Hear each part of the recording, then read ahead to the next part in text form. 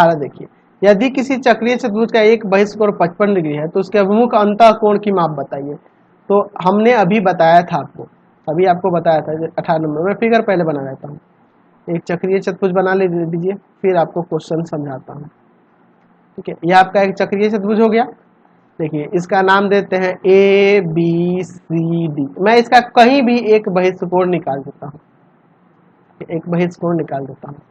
ठीक है, यह बहिष्कोण दिया हुआ है, यह बहिष्कोण दिया हुआ है 55 डिग्री। तो पूछ रहा है कि उसके अभिमुख अंतः कोण की माप बतानी है। तो ये मैंने बताया कि यह इसके बराबर होता है, तो यह भी 55 डिग्री।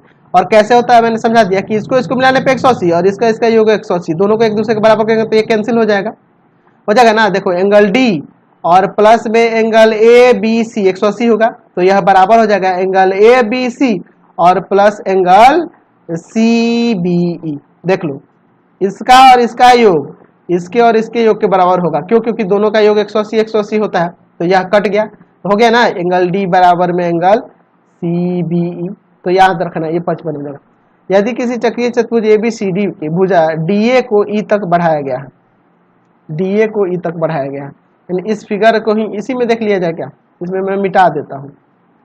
ठीक है, हम लोग डी ए को ई तक बढ़ाते हैं, डी ए को ई तक बढ़ाते हैं।